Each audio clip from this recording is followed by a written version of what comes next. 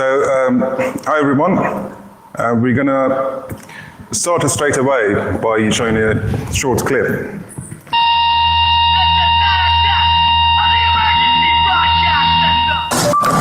Turn on outside light.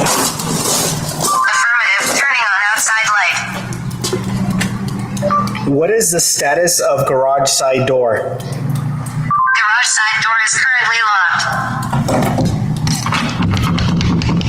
Okay, show you guys that it's locked.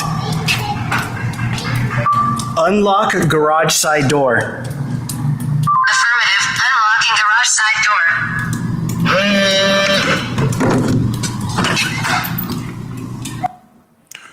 Right, so the short video that you saw is from a gentleman called Armando. We got it from YouTube.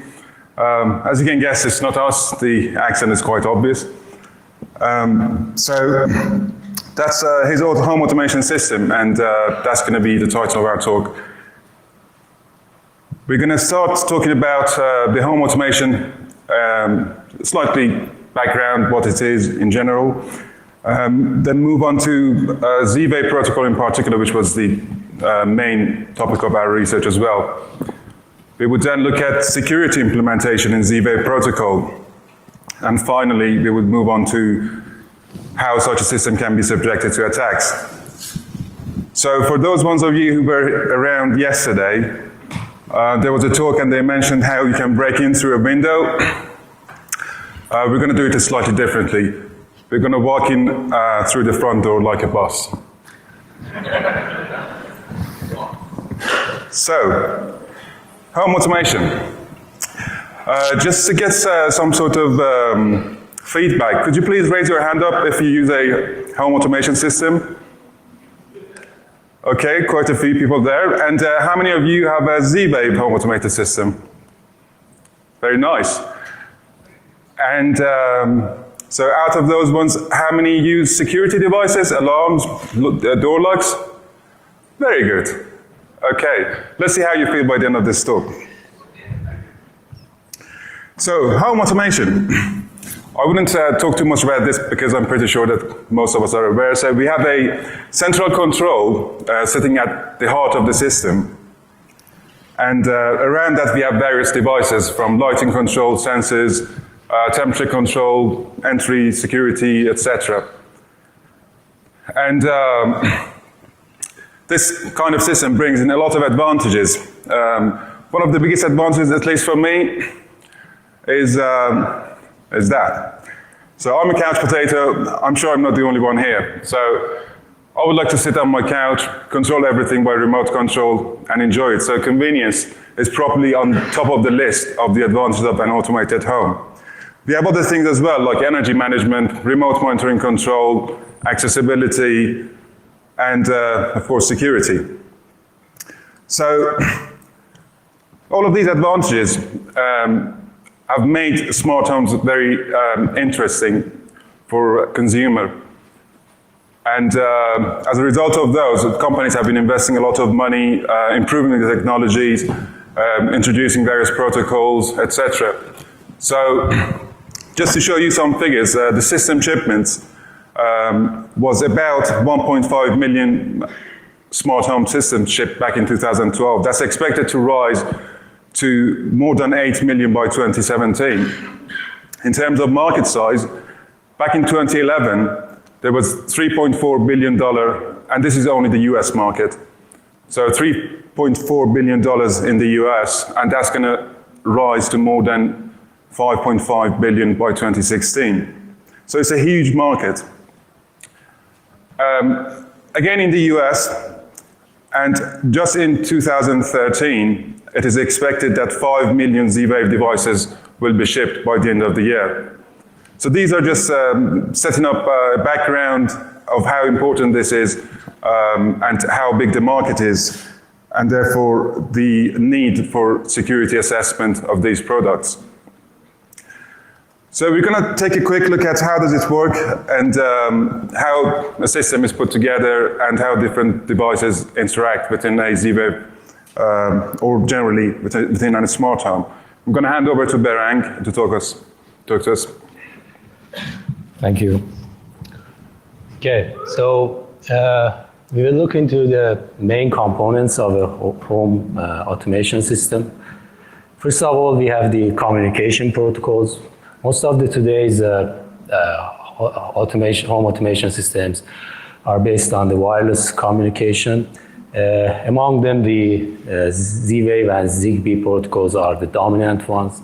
This is mostly because that they can operate in sub-gigahertz frequency range, which has better penetration rate into the building walls and the obstacles compared to Wi-Fi and Bluetooth. The other reason is that these two other protocols, Wi-Fi and Bluetooth, are more power hungry and are not suitable for small devices and resource constrained applications. We still got the old wired communication, which use the power lines in the building, and as well as the dual band communication, which uses a combination of wireless communication and wired media to form a home network. As you can see, most of the power line based protocols does not implement security. This is mostly because of the fact that they assume the attacker would need to gain physical access to the power line to actually mount some meaningful attacks. And then we have the user interface. This used to be these like these wall-mounted control panels, and in some cases they had a portable remote control, which allows you to control most of the aspect of the system if you don't have the access to the touch panel. However, this is how the smart home looks like nowadays, and you can control all aspects of this smart home from your smartphone remotely, receiving the events in the form of text messages, receiving the video feeds from your home security system, and so on. And finally, we have the different devices, sensors, and modules. These devices, the small devices, are mostly battery powered, and each of them has a tiny Z-Wave or Zigbee radio chip running the protocol stack and allows them to communicate with the central panel as well as communicating with other devices. For instance, you can pair a motion sensor with a siren in order to activate the siren automatically in the event of any movements. So we have two of these devices here, one secure AES encrypted Z-Wave door lock and another motion sensor. As these devices gain popularity, especially in the field of home security, researchers started to look into these devices. So we had this Killer Bee framework released in 2009. Basically, is a set of tools to allow you to interact with Zigbee devices, encrypted or unencrypted devices. Then we had this DEF CON talk on X10 protocol over power lines. And then finally was the war driving kit by Travis, which was a tool allowing you to identify Zigbee devices and map those devices in your proximity. So far, you don't see any public research on Z-Wave. So why we actually started to look into this protocol? Sam will tell you more. So why Z-Wave? So there are these various protocols. There have been studies on other protocols that Berang mentioned. So why we decided to look on Z-Wave in particular? Well, there are a few reasons. Back in 2012, there was a survey done by the National Association of Home Builders. And according to that survey, wireless home security is at the top of the wish list of homeowners. So that's 50% of the people surveyed, 1 out of every 2, would like a home security system in their smart home. That's a huge number. Also, according to the vendor, 80% of the US home security market is Z-Wave as well. So out of those 1 in 2, 80% of them are going to end up having a home security device powered by Z-Wave. Z-Wave itself is a proprietary protocol. You need NDA with the vendor. It's going to cost you, I think, $4,000 or $5,000 to get the basic SDK, and I think another $1,000 or $2,000 to get a compiler for that. So it's expensive. It's not possible for an ordinary security researcher or a hobbyist to go and acquire that and start experimenting with this protocol. And finally, there hasn't been any public researches that we are aware of. So we searched a lot, we couldn't find anything. So for all those reasons, we thought that, okay, this seems a very good topic for a study, trying to gain more knowledge, in-depth knowledge about how the protocol works. So I'm going to talk about the Z-Wave protocol. We're starting to get a bit technical. So first of all, the Z-Wave protocol is stacked. We have the physical layer right at the bottom. So that's the frequency, the RF frequency that it uses, about 868 meg in the EU and 950, if I'm correct, in the US. Depending on the regulation, regional regulations, they use different frequencies across the world. It can operate at various bit rates, as you can see at the bottom of the slide. On top of that, we have the transport layer, which handles the acknowledgement, retransmission, and error handling of the frames. Then we have the network layer. We have a unique 32-bit home ID, which is unique to each central controller. So that guarantees that if you have a neighbor using the same technology, there's not going to be any interference between the two homes. And then there's an 8-bit home node ID, which basically is when you pair a new device into the network, that node ID is assigned to it so that you can differentiate between the various nodes. Also, the mesh topology and mesh network is handled at this layer. We have the security layer, a thin layer on top of that, and finally the application layer. One thing that the Z-Wave designers did, and it was quite nice, was that they have device-specific commands and parameters in their application layer. So that's part of the standard, and that brings in interoperability between various devices from different manufacturers, which is a good thing. But then again, it also means that if there's a vulnerability, it's going to be most probably across all of the devices. So the physical layer, the RF configuration, we found this information from the datasheets available, publicly available on Z-Wave modules. It uses FSK modulation. For those of us who are familiar with RF technology, FSK is frequency shift keying. There are various other modulation schemes as well. Basically, say you have your data stream, which is a 9.6 or 40 kilobits per second, or the newest generation of Z-Wave is 100 kilobits per second, which is a bunch of zeros and ones, and you want to transmit that.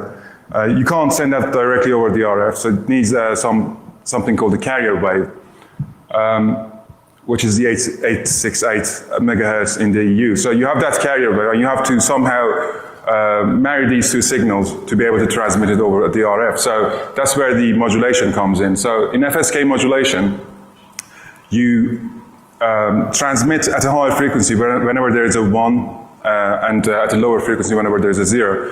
That higher and lower frequencies, that's for Z-Wave, is plus minus 20 kilohertz. So as you can see in that red graph, the ones and zeros, one is more condensed, one is like slightly wider.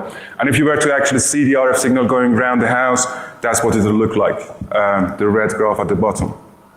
There are other things as well, the encoding, Z-Wave uses Manchester encoding and NRZ for, Manchester for 9.6, NRZ for 40 kilobits per second. So those are the information which are publicly available, but we needed a kind of device to be able to see those packets going forwards and back.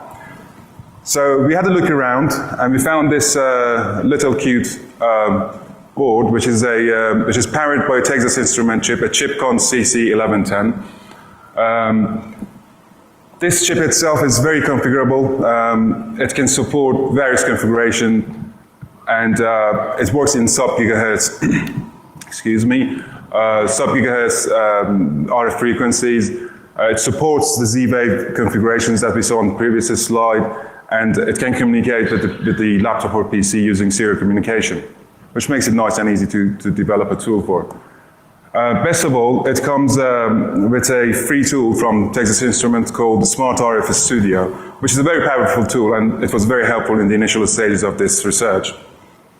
And not only those, it's 2 for $75. It's a bargain. So we acquired this development kit, plugged in all those values into a Smart RF tool, and as you can see, we started to see some packets there. So at first glance, they look very random. Bunch of 5s and 8s and then some random numbers. It doesn't look quite good. So what's the problem there? So in digital RF communication, we have something called preamble. The receiver doesn't have any knowledge. It's not in sync with the transmitter. They need a way to become in sync. So that's where the preamble comes in, which is an alternating series of zeros and ones, which is 5-5 or AA. Following that, then there's a sync word, because the receiver now is in sync bit-wise, but it doesn't know where the byte boundary is, where the byte to start. So it needs something called a sync word. And we didn't know the sync word for Z-Wave.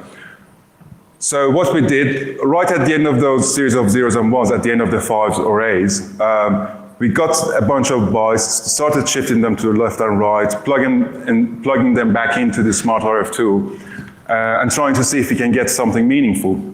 It was trial and error. It didn't take long, but eventually, this is what we got. So they don't look random anymore. They look like real packets, and you can see something meaningful there. We had two controllers, which by design, they should have unique identifiers, home IDs. And we started to see actually those home IDs. When we were using the other controller, the numbers were different. So that gave us a clue that where the home IDs. Also, we got to know that, okay, so when we use this device, these numbers change, so that must be source ID, that must be destination ID. We gained a lot of information from the protocol just by looking at these packets going forward and back. The checksum, and we figured how the checksum is calculated. It was a very long process, but very rewarding and very exciting. However, in hindsight, and sometime later, we found that there was a much easier way to do that.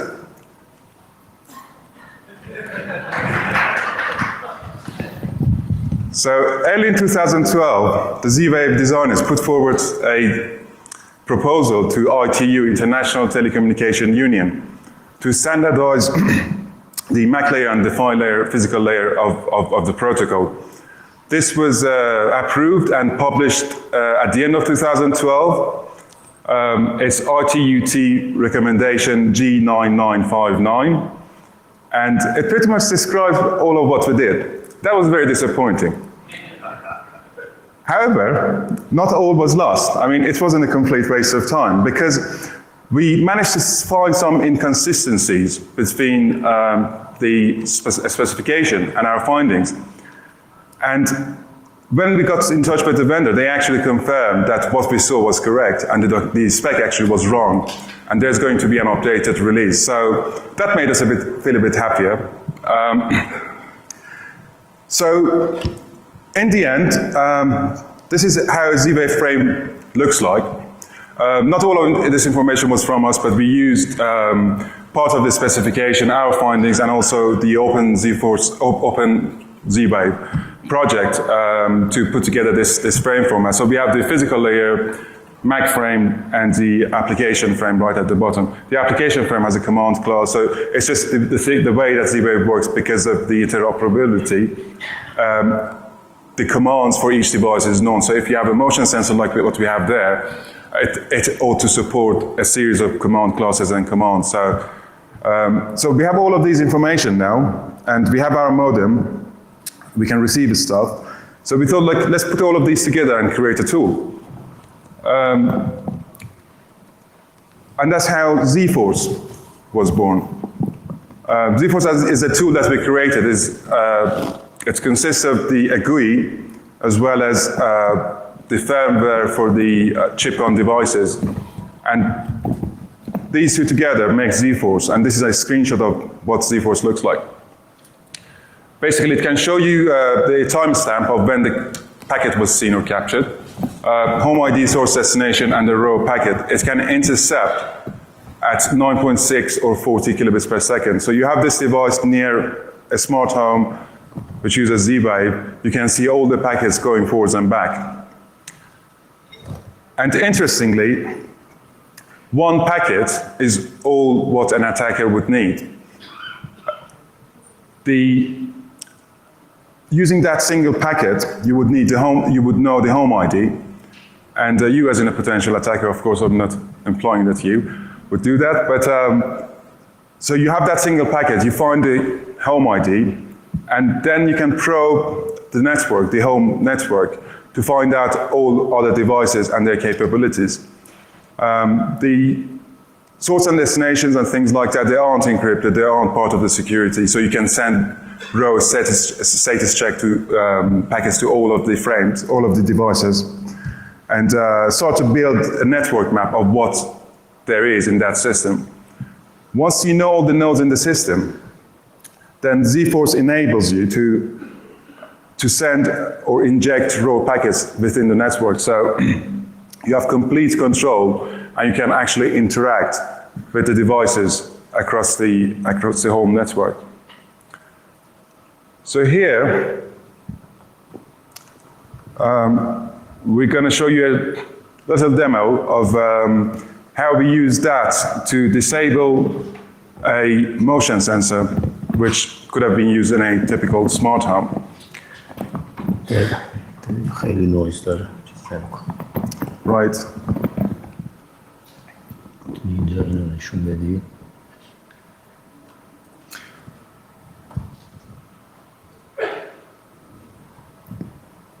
Which button was it? Two? تو. تو.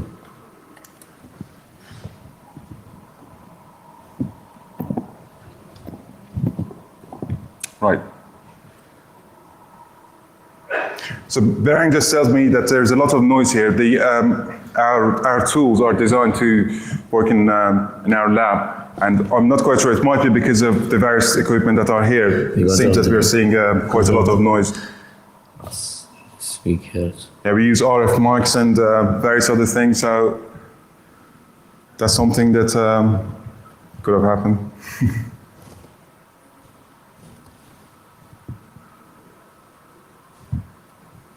Let's check the board.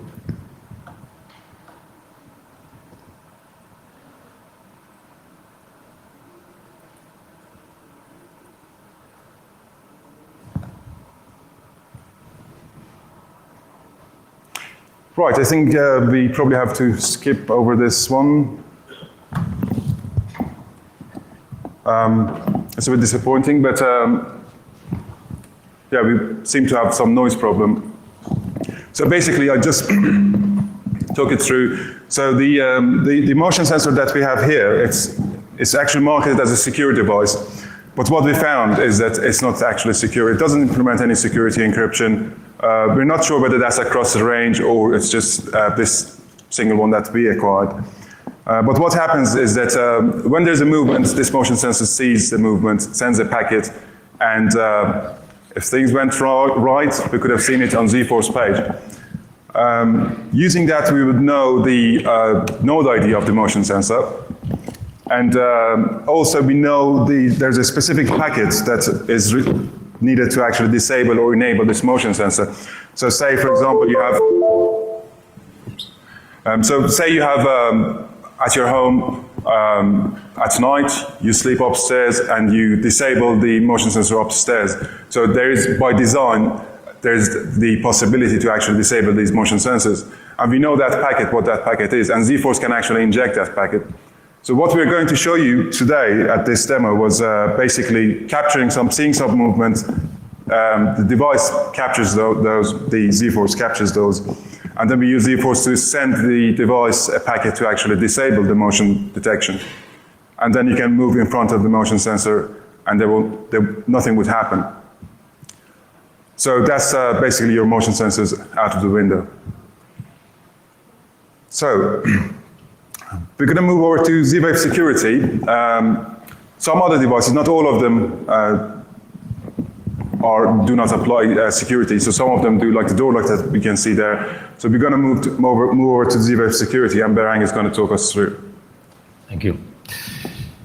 Okay. In order to address the issues with the clear text devices, which were subjected to the replay attack, unfortunately, we couldn't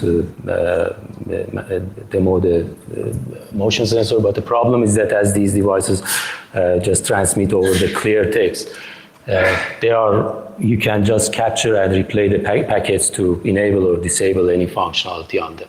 So in order to address this issue, the Z-Wave vendor actually released the fourth generation of their radio chips, the ZM4 series, and they implemented the AES crypto engine in those chips to provide some sort of some degree of security into the protocol. There were, again, similar to the protocol specification, there were no public documentation on the security layer, the packet formats, or any other specification about the type of the algorithm used in this cryptographic operations. So we studied this new chip using our Z-Wave tool as well as some firmware analysis, and figure out that this actually it is using the 64-bit nonce values to provide message freshness in order to counter those type of message replay attacks. It uses a 128-bit network key and has two key derivation functions in order to derive two separate encryption and macking key from the network key, KN. And then the encryption algorithm used was AES algorithm, well known and respected, in output feedback mode. And for the purpose of the data origin authentication and integrity checking of the packets, they use the AES algorithm in CVC MAC mode of operation. And finally, they decided to implement a custom key establishment protocol. And this is for delivering the network key into the new Z-Wave devices. So whenever you insert a new Z-Wave device to your network, it just takes like 5 or 6 seconds for the control panel to run this protocol and deliver the new key securely to the device. So the word custom in cryptography, well, always that brings up alarms. So we decided to look more into this protocol as there were no specification available. And we managed to figure out all the steps involved in this key establishment protocol, together with the type of the messages exchanged and the formulas to actually generate those packets. So what, in a typical Z-Wave key establishment, first of all, the control panels sends a knock-knock packet to a secure device like a door lock, and just informs it about the initiation of the protocol. The door lock gets back with just a ready packet to the controller, and then followed by a nonce value, 8 bytes nonce value sent to the door lock. And after receiving the nonce value from the door lock, this is the most important step of the protocol. The controller generates a random network key, KN, and then needs to deliver this securely to the door lock. However, there is no pre-shared key between these two elements right now. So they use a temporary encryption key to encrypt the new key, as well as computing the MAC.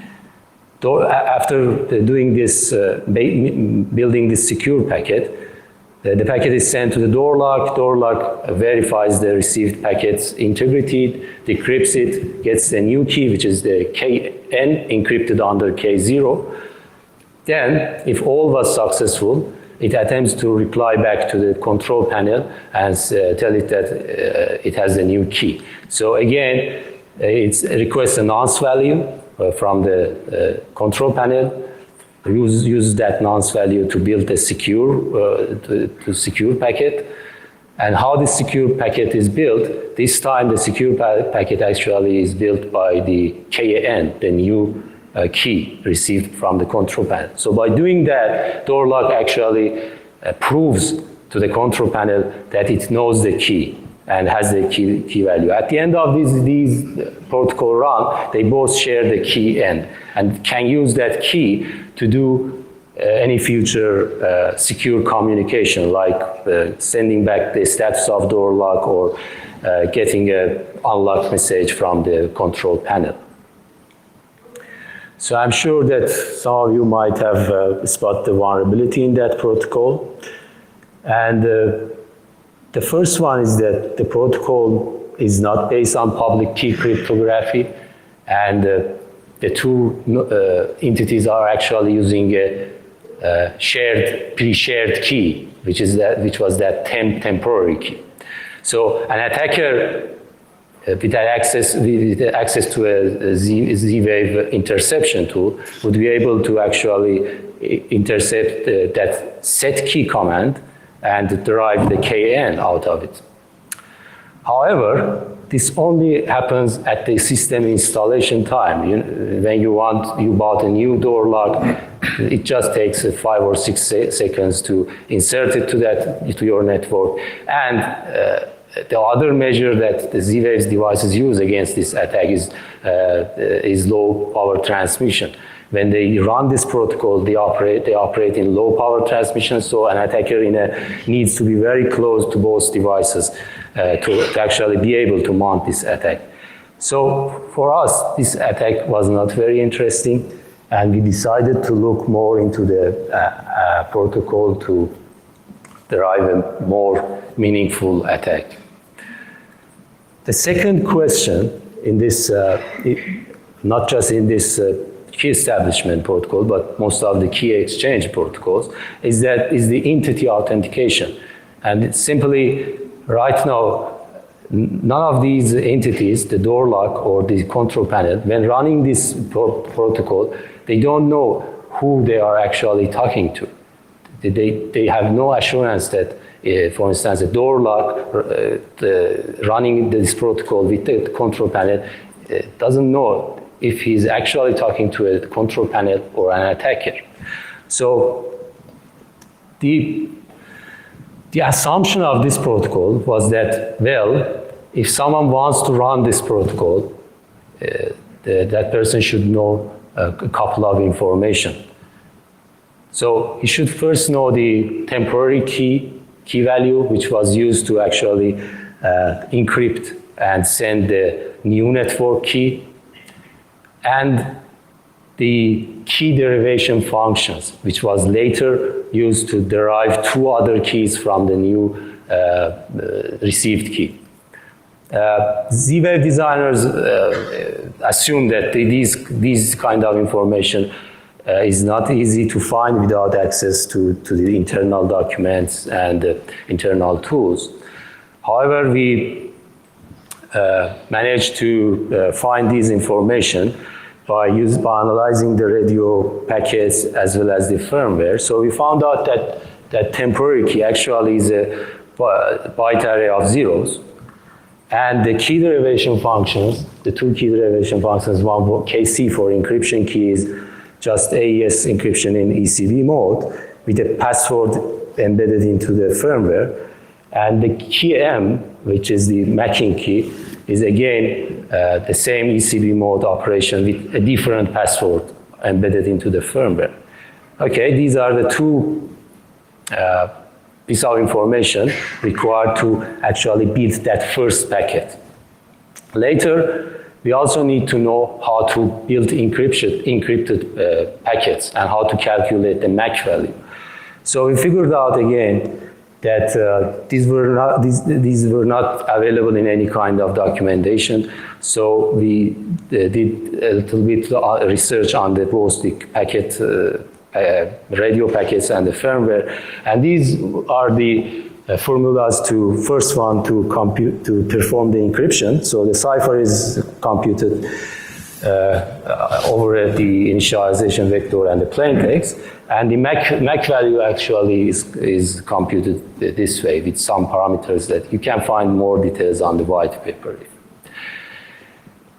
And then, having access to those pieces of information, we thought that maybe it's possible to mount another attack, more useful attack and practical one.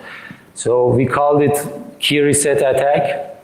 And the idea is that as this protocol does not have any kind of entity authentication, we can pretend to be the controller, knowing those information that we derived, and run the key establishment protocol with the door lock and set our own key. Basically, the door lock will accept our key. And then, following the establishing the key, we can send encrypted command this time with a key that we know, and with the MAC values we can compute using those formula to instruct the door lock to do commands like unlocking or setting PIN codes. So that all seems that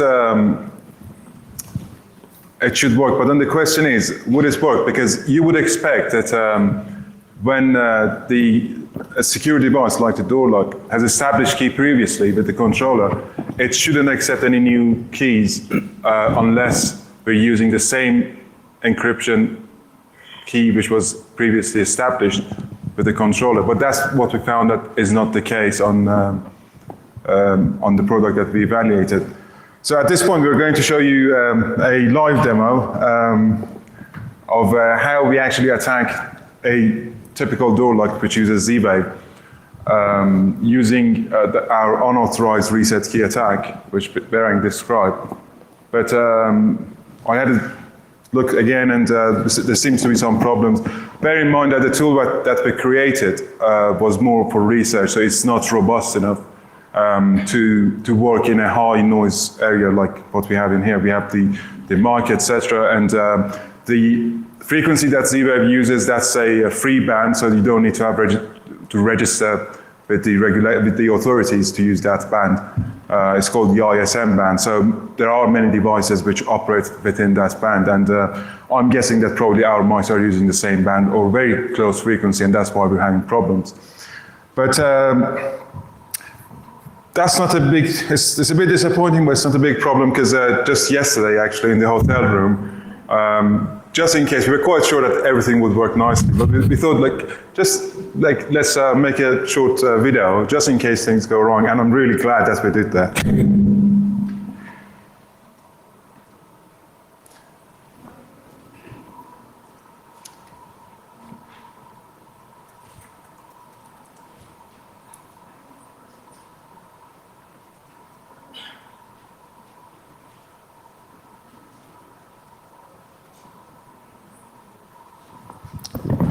Right.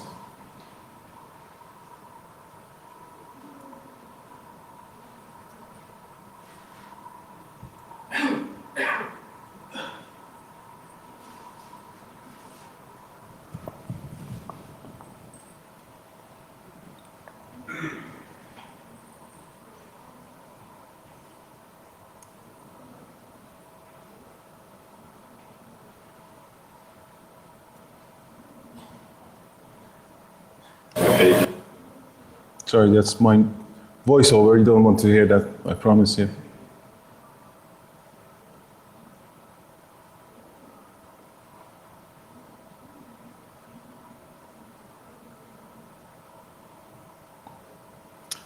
Right, so going right to the start. So that's we have Z-Force on the left and the door lock on the right. So what we try to do here, we launched the reset key menu, and that's what we have. We know the home ID of the device. We've probed it before, so we know the device ID as well. So we type in the home ID and device ID, and just enter a random key of our choosing. So just change ABCD in the middle and a bunch of zeros. It automatically calculates the KC and KMAC, the cipher key and the encryption key, the MACing key. So here we try to send an unlock command to the door, and it shouldn't work because that's a random key that we chose just a minute ago. And it doesn't. So that's 81 where the mouse is now. That's the actual encrypted packet to tell the door to unlock. What we do next is we use the set key command, which is basically what Berang described, and run that. So it runs through several stages, tries to establish the key, which is the key that we just created. That's ABCD in the middle with the rest zeros. And the door lock confirms that's the last stage in that sequence diagram which Berang showed. And we think that the lock should have our random key, should have established with us with that random key. So then we send an unlock command. And yes, you saw it flashing and the door unlocks.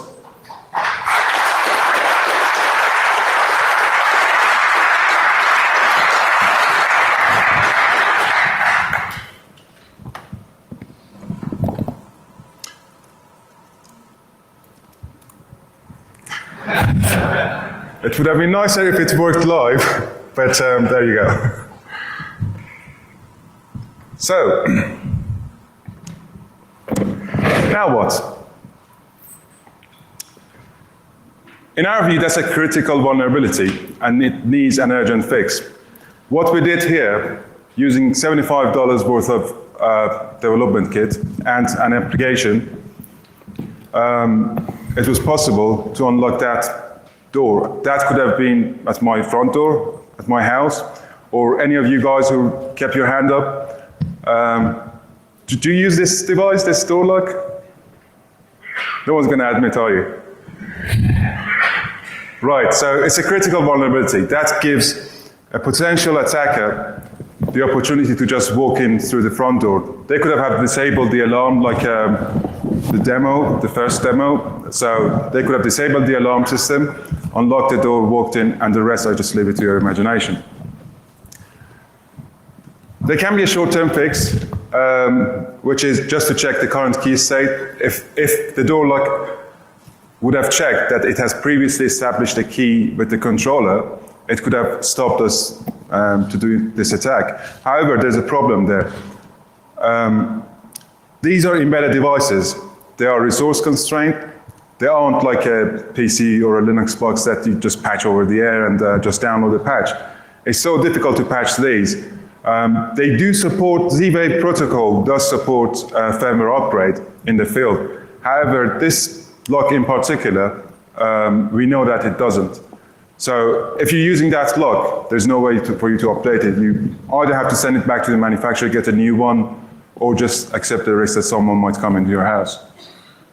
The longest, the actual fix, which is, we believe that would be available for the next generation of Z-Wave, is a public key cryptography and authentication, so that both the door lock and the central control can authenticate each other and know who it is that they're actually establishing key with. That would have stopped us to mount this attack as well.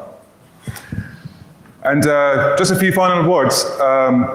Security by obscurity fails. We all know that. Z-Wave has been very close protocol. There hasn't been much to speak about it. Unfortunately, there hasn't been many previous work about it either. If it was an open spec, these kind of things would have been tested by security researchers a long time ago. Attacks are difficult to detect. It's not like a PC again, or a home network, or an office network. It's so difficult to detect such attacks because most of the time they don't leave any logs or any forensics. Internet of Things is not as secure yet. Again, small devices, resource constraints. They need to get away with as little power as they can, and that's most of the time is in conflict with security, and we can see that in a lot of devices in the Internet of Things. Security analysis using Z-Force. So Z-Force hopefully is going to be available for security researchers so that they can perform security analysis like what we did and find vulnerabilities, report them back to the vendor in order to improve the security of these devices. And patching the vulnerability over the air, firmware update, which we talked about, and wisdom of the crowd. Make it open source, guys. Let everyone go and have a look and find the problems. We have more technical detail in our white paper, and as I said, the tool would be available probably in a couple of weeks' time after the Black Hat embargo. It will be available on Google Code. And that's all, folks. That's our details, the email addresses and Twitter. So you're welcome to get back in touch with us. We're now open to questions. Yes, sir.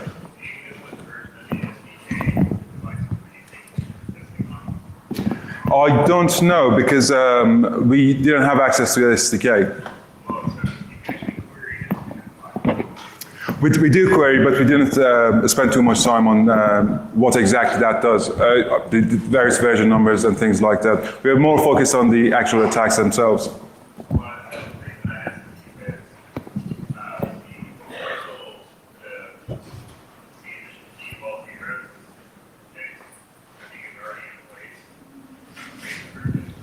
Well, when we reported it to the vendor, what they said that they confirmed the vulnerability. So what they told us was that they actually went through the devices, they confirmed the vulnerability does exist, and they also said that they now have mechanisms in place to actually test against this particular vulnerability. So I believe that it wasn't fixed before we reported it to them. Sure. Yeah, please, go ahead.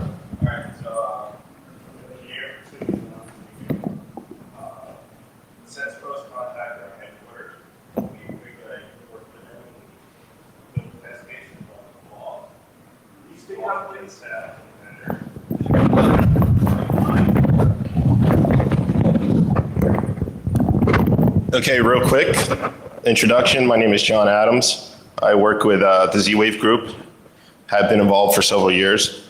When SensePost approached us with this flaw, we quickly identified it and we created a set of tools and test cases around it.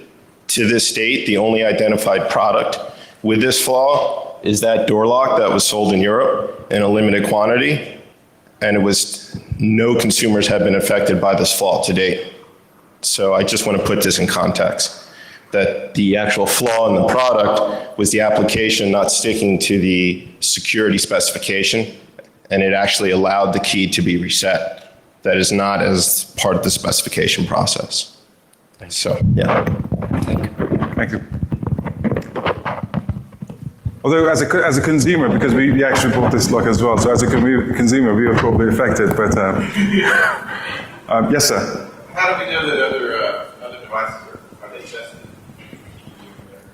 I believe, as Sean mentioned, I believe that the vendor, because they took it quite seriously, and we have to actually thank them, they were very cooperative, and like I said, they confirmed the problem, and they notified us that they have actually added a new test case to their test suite to actually detect this kind of attack. So hopefully going forward, there shouldn't be any problems.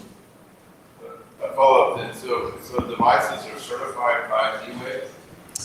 That's the business model that it works. Yeah, there's Z-Wave Alliance, which actually certifies the devices. And in order to get that certification, you have to pass through a set of tests. And this would be actually part of the test as well to make sure that devices wouldn't miss this.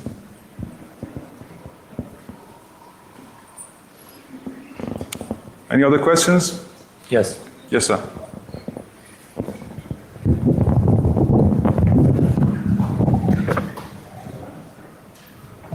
You should. Yeah, please. Yeah, please, Jeevan. Are Z-Wave devices susceptible to jamming the ISM band? Jamming is a problem with all RF devices. So We have this problem right now here. Yes. you can see that's You see that this is the direct connection to our modem, and when I reset it, if you see when I reset it, it sends out a 40 packet. It is reset. It receives the first movement of the motion sensor, and then it can't. So the problem is that we don't have a reliable radio like Z-Wave chip, and we should look into it more. There are some timeouts. So, for example, there are ACK packets. If a packet is not acknowledged within a certain time, then the protocol won't go ahead. There's also the timeout on the nonce value. So if you get a nonce from a secure device like the lock, and if you don't send the response within a limited time, then it wouldn't accept, so the nonce just expires. So there are timeouts like that. But going back to your original question, the jamming, that's a problem with all RF devices. We didn't research the products available, but we think that actually, some of the products that we saw, without too much detailed research, we think that they actually might be susceptible to jamming. For example, if the motion sensor, this was actually the first attack idea that we had, but we moved on because we found a more interesting one. So if the motion sensor, for example, sends a packet to the siren that, hey, I've detected a movement, if at the same time, using Z-Force, you start transmitting something, that packet would be lost. So the siren wouldn't see that coming through. So this can be worked around. It's not a protocol issue, but as a system, there can be workarounds. There can be like watchdog mechanisms to prevent things like that. So if the siren doesn't hear anything from the motion sensor within a certain time, then it will go off because there's something wrong. So there can be things like that, but it is susceptible to jamming. You're welcome. Other questions? Yes, sir.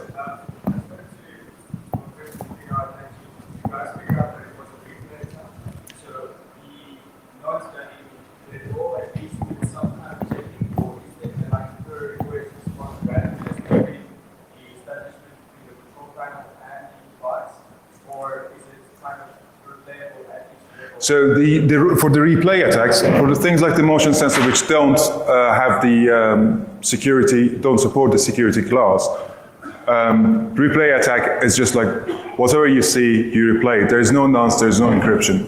For the secure devices, there is a nonce value, and that's a random number. So it has the Z-Wave modules, they have a pseudo-random number generator in hardware, and they use that to generate the nonce value. So the nonce values are all different. We did a little bit work on the random number generator, didn't spend too much time on it, but the numbers seem to be nonce values, so they only use once because they're quite random, and it's 8 bytes long as well. It also uses an IV, an initialization vector as well, and that's another 8 bytes. So these two together, you have 16 bytes with changes all the time. So it's quite resilient to replay attacks. So was the nonce as part of the actual exchange? Not as part of the key exchange, but in that sequence diagram that we saw, the last 3 steps. So every time that a device wants to send a secure or encrypted message to another device, those last 3 steps in that sequence diagram gets repeated. So the first one is the transmitting device sends a nonce request to the receiver, then the receiver replies with a nonce, and then the transmitter uses that nonce value to authenticate the packet and send it back. The nonce value actually is used to calculate the MAC. So in MAC calculation, you include the nonce, and when you verify when you receive a packet, before decrypting it, you should verify the MAC value. And when you want to verify MAC value, you should have the same nonce value that you expect your sender calculated the MAC with. So that's where the nonce value actually comes into play. Just going maybe say it was just your name, say it was a bad idea, but if it was part of say the key exchange and there was kind of a timeout matching to see that we expect we saw the initialization, we had a like kind of a race condition, we need a few seconds or timeout actually get that response and actually like at sometimes reassess and use a different lines and make like a per request difference between it, actually more like a race condition. We have a little bit more space, is that It won't prevent this attack. There are two problems. One is the lack of use of a public, like a Diffie-Hellman protocol for based on public key cryptography. The second is lack of the authentication. If you want to implement something like that, it would be, some kind of obfuscation. Again, you can figure it out how it happens. Okay, thank you. Right, thanks very much, everybody. If you could please just use your tags on the way out and provide us a feedback, that would be great. We appreciate it.